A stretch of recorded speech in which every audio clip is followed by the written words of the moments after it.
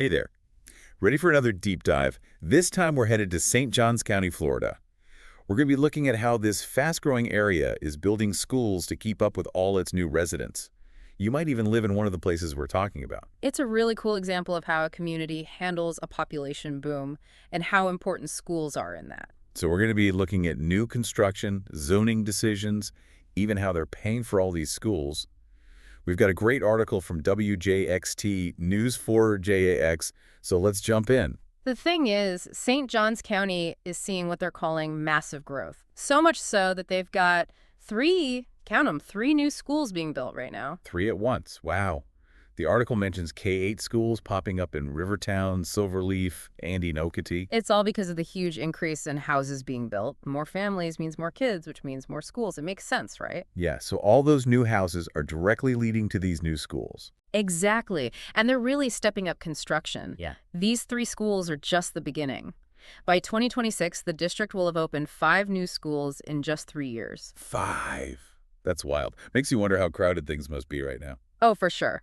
The article quotes Dr. Brennan Asplin. He's the deputy superintendent for operations. He says they've got a whopping 600 portable classrooms across the district right now. 600, that's like a whole other school district just in portables. Yeah, 13,000 students learning in those temporary spaces shows you how dedicated they are to making sure every kid gets an education, even while they play catch-up. Sounds like these new schools are desperately needed. Absolutely. Dr. Asplin says their goal is to get under 1,500 students in each K-8 school, even as more people move in. Ambitious, right? Very. So how are they going to do that? Just keep building schools forever? Well, that's part of it, but they might need even more high schools eventually. The article mentions they're already looking at Silverleaf as a possible spot for the next one. And another elementary school might be coming to the southern part of the county too, trying to stay one step ahead. Smart.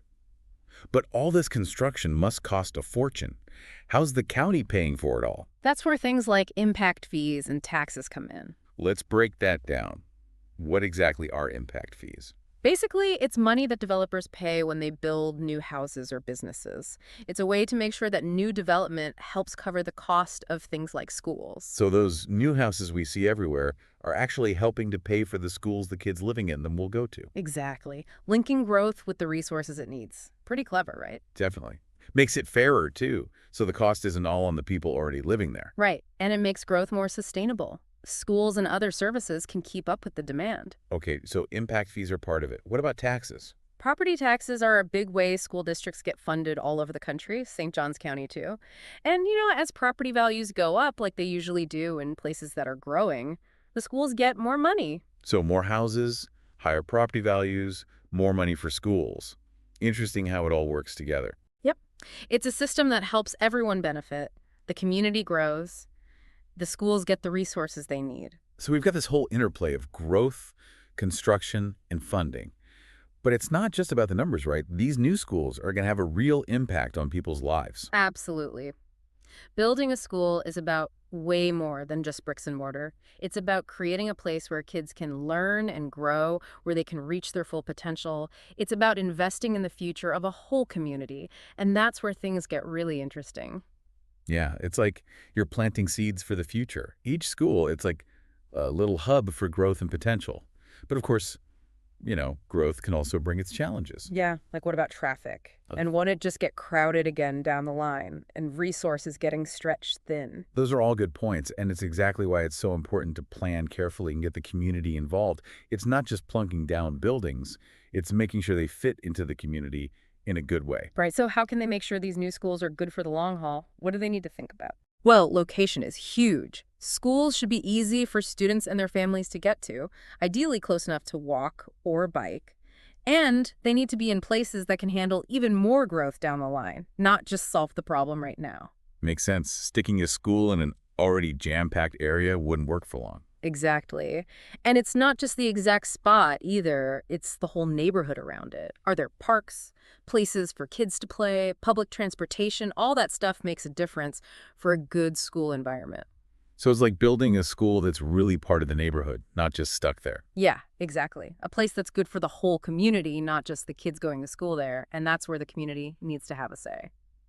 You mentioned zoning meetings before, but is there anything else people can do? Oh, tons of things. They can give feedback on what's being taught. volunteer in classrooms, really make sure the schools reflect what the community wants and needs. So it's about people feeling like the schools are theirs, that they have a say. Exactly. And that feeling of ownership, it really makes a difference in the long run. When people care about their schools, they support them more, they volunteer, they speak up for what the schools need. So it's like a positive loop. More involvement means better schools, which makes the whole community better. Exactly. Oh, and we can't forget about building these schools in a sustainable way. Right, sustainability is so important now. How does that work with building schools? Well, you got to think about making buildings that don't use a ton of energy, maybe even use things like solar panels, collect rainwater, have green spaces so kids can learn outside. So it's teaching them about being green, not just in the classroom, but by how the school itself is built. Absolutely. And it's good for the school budget too because they save money on things like electricity and water. So wins for the environment and for the school. Yep. And when you put all this together, the right location, people having a say, eco-friendly design, you get schools that are more than just places to learn. They're actually good for everyone. It's a pretty cool vision for education in St. Johns County. Schools that are hubs for the community and also good for the planet. And it's achievable as long as the county keeps planning smart, listens to the community, and focuses on building schools that really work for everyone. This has been so insightful. We've learned so much about how St. Johns County is handling all this growth. It's a really interesting example of how communities can change and how schools are such a big part of that. Speaking of change, I'm curious, what if the growth slows down or even goes in reverse?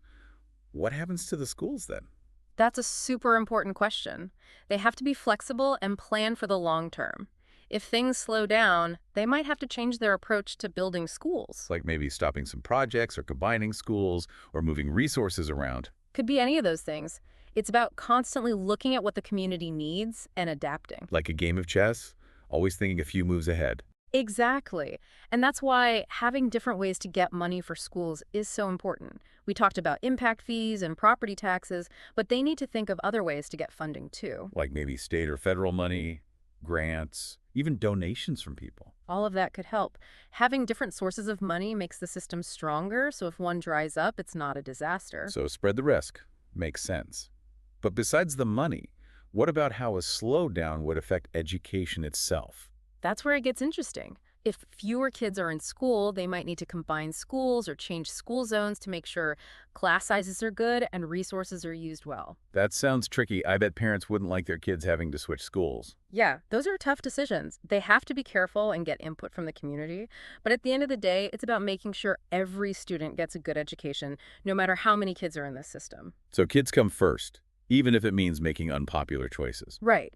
It just shows that managing growth is a constant process. You have to adapt, be flexible, and make tough choices for the good of everyone. This has been such a thought-provoking conversation. We've covered so much, from the actual building to the big picture stuff about growth and change. It's all connected, right? And we've seen that schools are way more than just buildings. They're a sign of progress, they bring communities together, and they're a crucial investment in the future. Well said. It's clear that St. Johns County is going through some big changes, but they're committed to making it work for everyone. And that's what makes it so interesting. We're seeing how a community deals with growth in real time, makes hard choices, and tries to build a better future for everyone. Speaking of the future, I'm curious. We've talked about schools attracting new people, but what about keeping the families who are already here?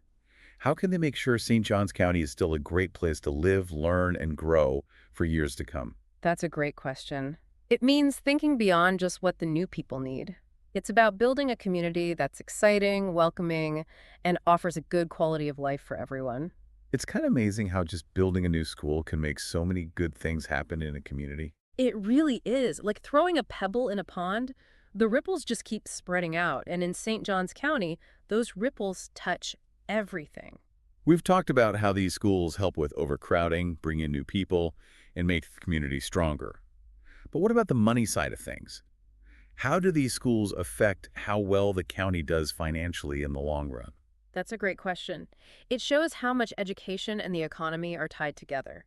New schools, they can actually attract businesses and companies that are thinking about moving or growing. So a good school system makes St. Johns County look more attractive to businesses. You got it. When companies see a community investing in its schools, it tells them that the workforce is going to be skilled and ready.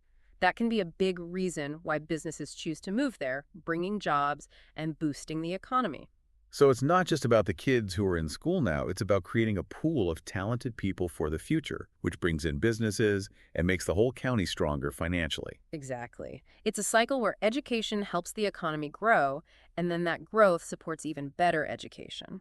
It's a powerful example of how putting money into education can have a ripple effect, benefiting not just students, but everyone in the community for years to come. That's right. And remember how we talked about property values? Houses in areas with good schools tend to be worth more and increase in value faster. So these schools not only make education better, but they can also make houses worth more, which is good for homeowners and brings in more taxes for the county, which can then be used to make even more improvements. Everybody wins. Exactly. It's a perfect example of how planning well and investing in education can create a bunch of positive results that benefit the whole community. This deep dive has been so insightful. We've gone from construction sites to zoning meetings to talking about economics, all to understand how these new schools are shaping St. Johns County. And through it all, we've seen that education is so much more than just what's in textbooks. It's the heart of a successful community, it drives economic growth, and it sparks positive change. Well said. It seems like St. Johns County is on a really exciting path, and these schools are a big part of where they're headed. And for those of you listening who live in St. Johns County, remember that you have a say in this. Go to those zoning meetings, talk to your school board representatives, and be a part of shaping the future of your community. That's a great point. We all have a role to play. Whether you're a parent, a student, a teacher, a business owner, or just someone who cares about the community, your voice matters. The decisions we make today will shape what our community looks like tomorrow. Absolutely. So until next time, keep digging deeper, stay curious, and remember that we all have a hand in creating the future. And that's a wrap on this deep dive into St. Johns County schools. It's been a fascinating look at how growth, construction, and community come together.